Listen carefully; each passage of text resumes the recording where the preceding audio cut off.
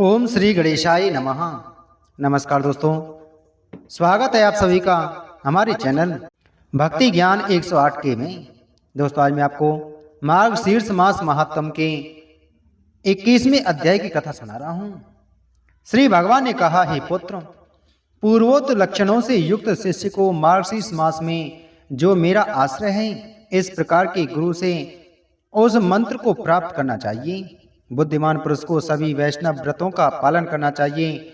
उसे सदैव मेरे प्रिय महान पवित्र ग्रंथ श्रीमद् भागवत का श्रवण करना चाहिए। श्रीमद् भागवत नामक पुराण संसार भर में प्रसिद्ध है। भक्त को चाहिए कि वह श्रद्धा पूर्वक इसका श्रवण करें। इससे मुझे संतुष्टि और आनंद मिलता है।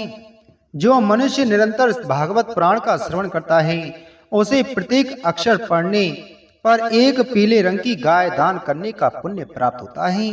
जो मनुष्य प्रतिदिन भागवत से उद्धृत श्लोक का आधा या 1/4 भाग भी पढ़ता या सुनता है, उसे 1000 गायों के दान का पुण्य प्राप्त होता है। हे पुत्र, जो मनुष्य प्रतिदिन मानसिक और शारीरिक पवित्रता के साथ भागवत का एक श्लोक पढ़ता है, उसे 18 पुराणों के पढ़ने का पुण्य प्राप्त होता है। जहाँ मेरी कथा निरंतर कही जाती है, वहाँ वैष्णव निवास करते हैं। जो पुरुष मेरे प्रिय प्राण का सदैव आदर करते हैं, वे कली से अप्रभावित रहते हैं। जो मनुष्य अपने निवास में वैष्णवों के शास्त्रों का आदर करते हैं, वे सब पापों से मुक्त हो जाते हैं और सुर उन्हें नमस्कार करते हैं। सुर का मतलब होता है देवता। देवता उन्हें नमस्कार करते हैं। यदि कलयुग में लोग अपने घरों में सदैव भागवत का आदर करते हैं, उसकी स्तुति में ताली बजाते हैं और प्रसन्नता पूर्वक जय जयकार करते हैं, तो मैं उनसे प्रसन्न होता हूँ।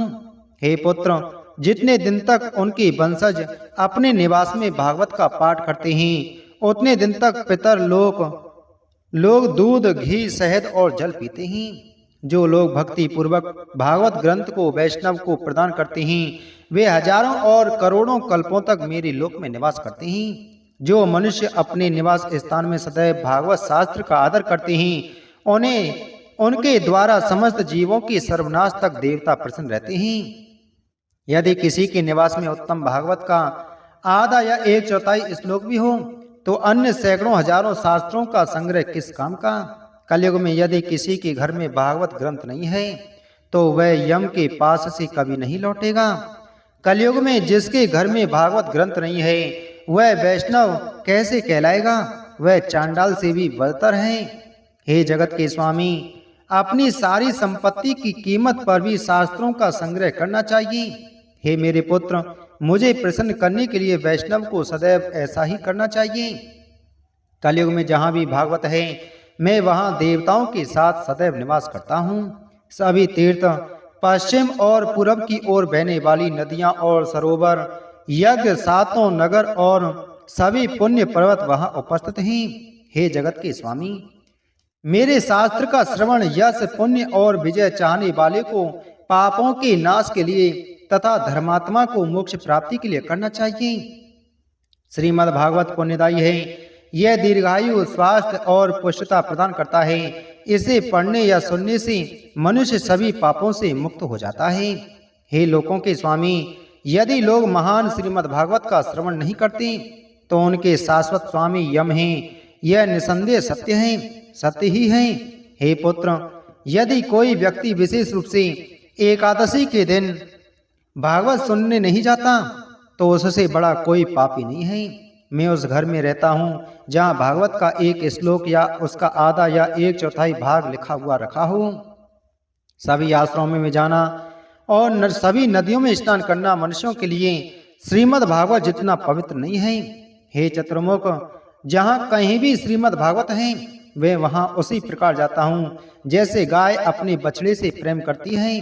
जो मनुष्य मेरी कथाओं का पाठक और व्याख्याता है, जो मेरी कथाओं को सुनने में सदैव तल्लीन रहता है और जो मेरी कथाओं को सुनकर मन ही मन प्रसन्न होता है, मैं उस मनुष्य को कभी नहीं त्यागता। हे पुत्र, यदि कोई मनुष्य पुण्य में ग्रंथ श्रीमद् भागवत को देखकर खड़ा नहीं होता, तो उसका वर्ष भर का पुण्य नष्ट हो जाता है। यदि कोई मनुष्य श्रीमद् भागवत को देखकर खड़े होकर उसे प्रणाम करता है, तो उसके दर्शन से मुझे अतुलनीय आनंद मिलता है। यदि कोई व्यक्ति दूर से भागवत को देखकर प्रसन्नता पूर्वक उसकी ओर बढ़ता है तो उसे प्रत्येक कदम पर निसंदेह अश्वमेध यज्ञ का पुण्य प्राप्त होता है। यदि कोई मनुष्य उठकर श्रीमद् भागवत को प्रणाम करता है तो मैं उसे धन, पुत्र, पत्नी और भक्ति प्रदान करता हूँ। यदि मनुष्य भक्ति पूर्वक श्रीमद् भागवत का श्रवण करते हुए उसका राजकीय स्वागत और आदर करते हैं तो वे मुझे आसानी से जीत लेते हैं।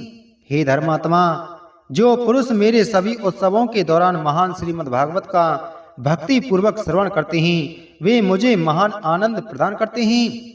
वे मुझे वस्त्र, आभूषण, पुष्प, धूप, दीप और उपहारों के द्वारा उसी प्रकार जीत लेते हैं जैसे एक अच्छा पति एक अच्छी पत्नी को जीत लेता है। इति श्री स्कंद पुराण के वैष्णव खंड के मार्गशीर्ष महात्म का 21वां अध्याय संपूर्ण हुआ। बोलो मार्गशीर्ष मास महात्म की जय। बोलो विष्णु भगवान की जय।